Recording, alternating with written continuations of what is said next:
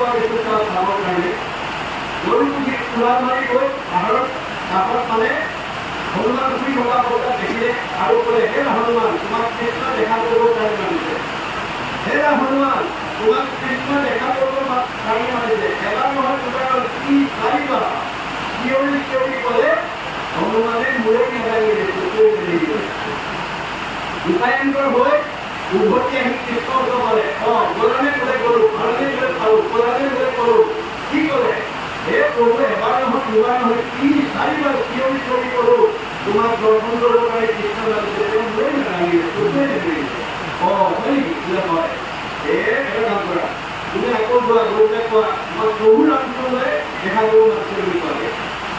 আকৌ তেওঁ ঘৰ মাৰি গ'ল, মানে গৈ তেওঁ মানে পালেগে, পাই পেলাই এইবাৰ ক'লে, হে হনুমান, তোমাক প্ৰভু ৰামচন্দ্ৰই দেখা কৰিব। মোৰ প্ৰভু ৰামচন্দ্ৰই মাতিছে, বলা বলা মই গৈ আছো বুলি কোৱা। তাৰমানে হনুমান ৰাম ভক্তহে, কৃষ্ণ চিনি নাপায়। গতিকে ৰামৰ কথা কোৱাৰ লগে লগে তেওঁ সাজু হ'লে, তেওঁ লগে লগে উভতি আহি কৃষ্ণ ক'বলৈ পালা, বোলে পালোঁ, ক'লানে বোলে ক'লো। কি ক'লে? এইবাৰ এবাৰ ক'বলৈ পালোহে। তাৰমানে দৰ্শন কৰিছে, একদম উঠিলে আহি গ'ল। বোলে হয় নেকি? বোলে হয়। এই আহিব লাগে বুলি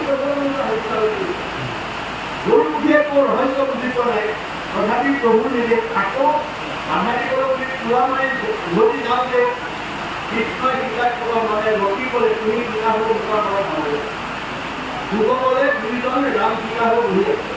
এইফালৰ পৰা আধা বাট গৈ পেলাই মানে গৰুৰ পুঠি পালে, সিফালৰ পৰা হনুমান আধা আহিলে, তেওঁ থাকি মেলি হেৰা তোমাক যাব নালাগে বুলি কৈছে, যাব নালাগে বুলি কৈছে বুলি বাধা দিওঁতে হনুমানে ক'লে, তুমি ক'ত পঠি আহিছা? মোক প্ৰভু ৰামচন্দ্ৰৰ দৰ্শনত কোনো নালাগে গ'লে হাত মাৰি ধৰি কাগজ কৰোঁতে সোমাই আহি প্ৰভুৰ পালেহি। হনুমান আহিলা? বোলে হয় আহিলো, বৰ ভাল কাম কৰিলা, বহুত দিন তোমাক দেখা নাই কাৰণে চাবলৈ মাতিলোঁ, তোমাক আজি দেখা পাই ভাল লাগিব। পিছে কাগজী লগত যদি কি আহিছা? এই বোলে প্ৰভু বহুত প্ৰতি যাম, তোমাক দৰ্শনৰ পথত কৰোঁতে বাধা দি আছিলে কাৰণে ধৰি কাগজ কৰিবলৈ সোমাই দিলে। হ'ব বুলি আহিছে নাই? প্ৰভুৰ নিৰ্দেশনা যেতিয়া এৰিছে, তেতিয়া গৰু পুঠি গা মূৰ জোকাৰি ভাবিছিলে মোক গৰু বলৱান থাকিলে, তেনেহে কথা নাই। তেওঁ প্ৰথমতে নিজকে বলৱান বুলি ভাবিছিল। গতিকে অহংকাৰে যে আমাৰ জীৱনলৈ পতন আনে, এই কথা জানি আমি কোনো বিষয়ক লৈ যাতে অহংকাৰ কৰিব লগা নহয়। এইখিনিকে আমাক মংগলাচৰণৰ মাজেদি আমাক নীতি শিক্ষা আৰু আধ্যাত্মিক শিক্ষা দিছে। এতিয়া ভাগৱত ধৰ্ম কথন আমাক দৰকাৰী, গতিকে পৰৱৰ্তী পদৰ দ্বাৰা আমাক কি ক'ব বিচাৰিছে আমি আলোচনা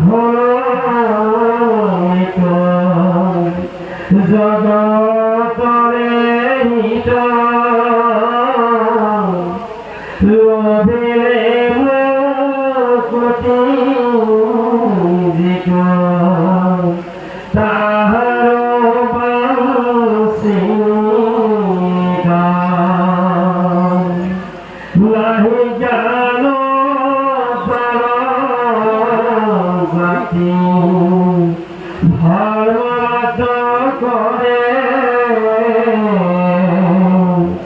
নিতে বনি বিশ্ব যজ্ঞ কথা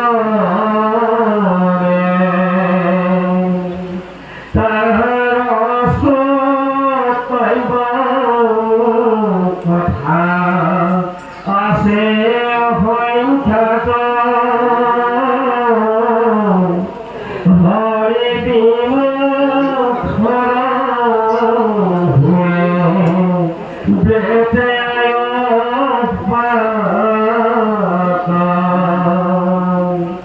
দিন ভৈলে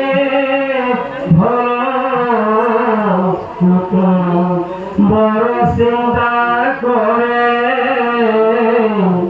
নির্যাস্তে আতেরা তীর আয়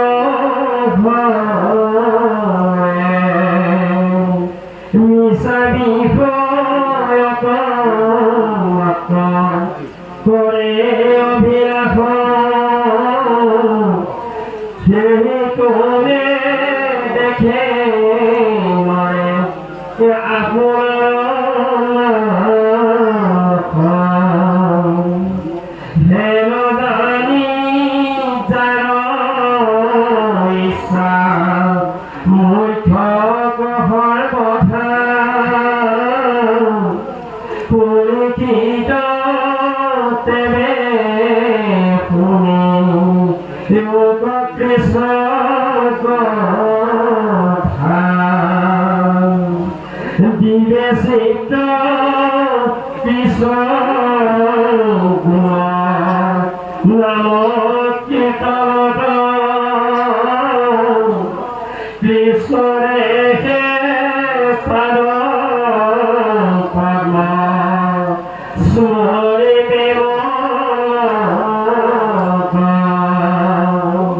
নাৰায়ণ স্মৰণে পৰম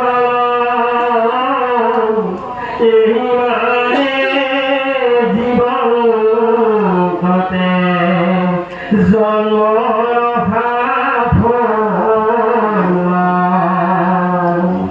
অন্তকালে হৰি স্মৰে যিটো ভাগ্য তাহাৰ মহিমা কহি কোনে পাৱে যিটো ব্ৰহ্মময় দেখে জগত নিখিল যত পাপ পুণ্য তহতে নিবদিল হৰিৰ কথাত ৰতি সদায় খনে ৰাম কৃষ্ণ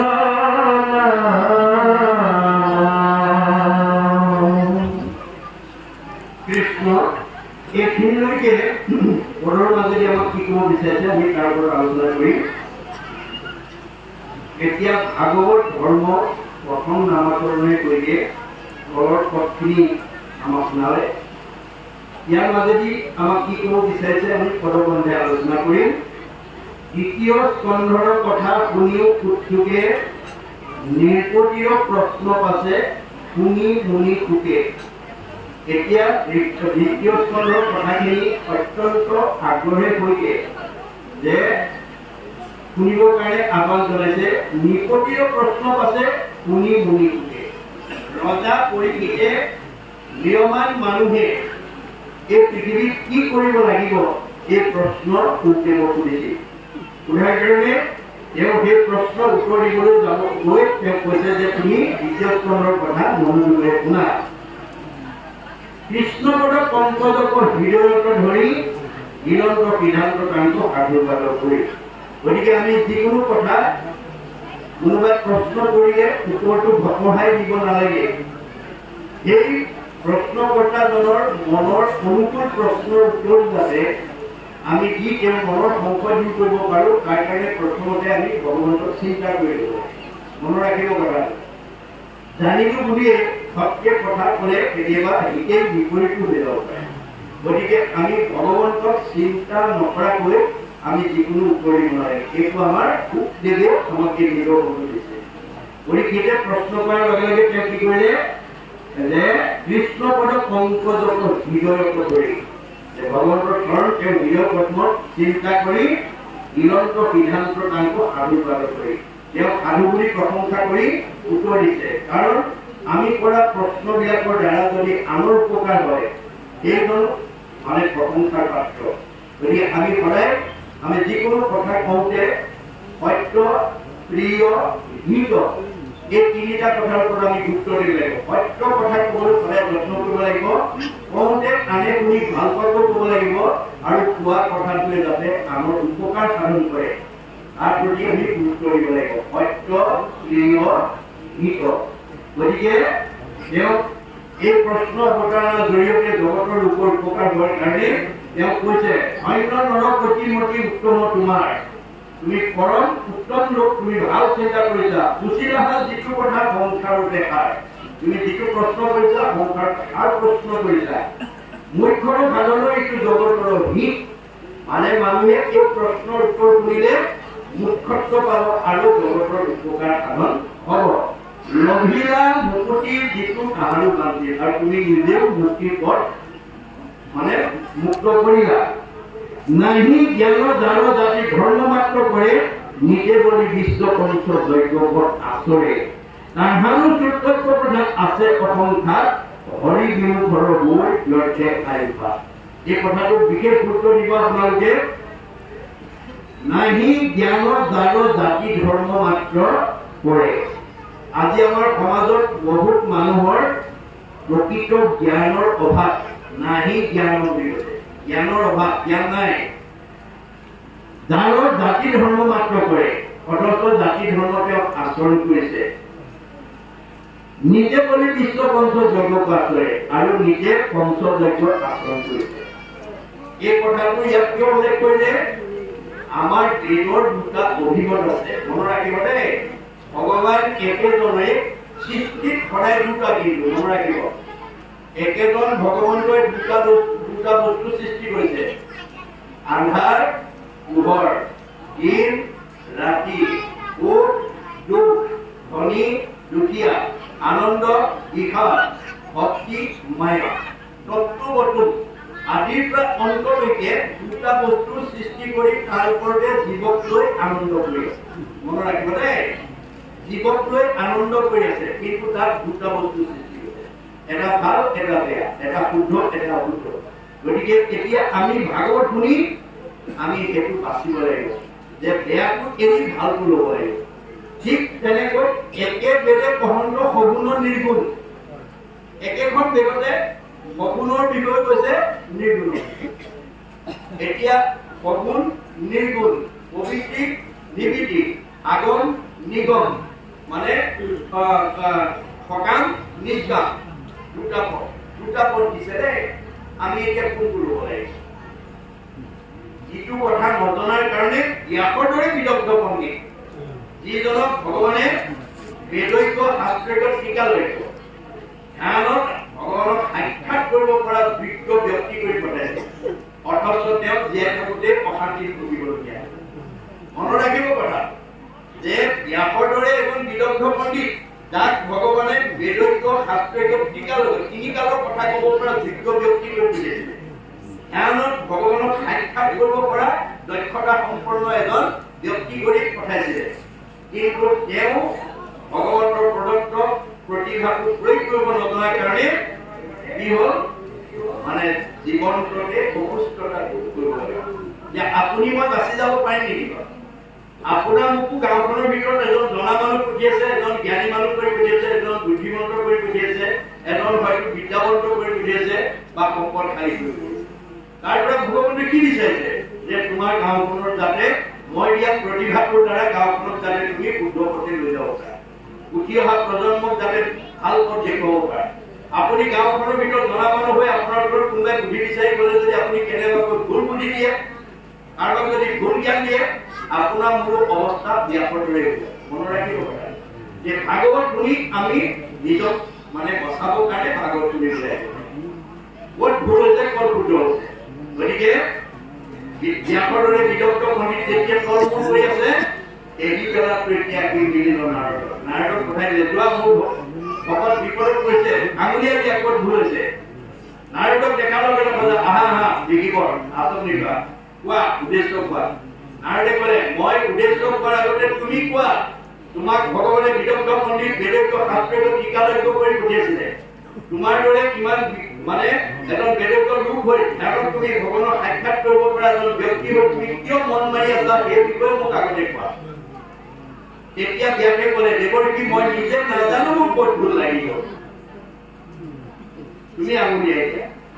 তেতিয়া নাৰদে আঙুলিয়াই দিছে কি বুলি, নাৰদ বৰতি শুনা মহামুনি ব্যাস তুমি কে কৰিলা ভৱে জগতকে না, তুমি গোটেই জগতক বিপথে পৰিচালিত কৰিলা। কেনেকৈ নিৰন্তৰে কপুৰৰ লোৱাইলা তুমি প্ৰাণ নাহি মন্ত কৰ্ম আৰতি আৰম্ভ, তুমি সদায় পশু বলি দিবৰ কাৰণে মানুহক শিক্ষা দি দিলা।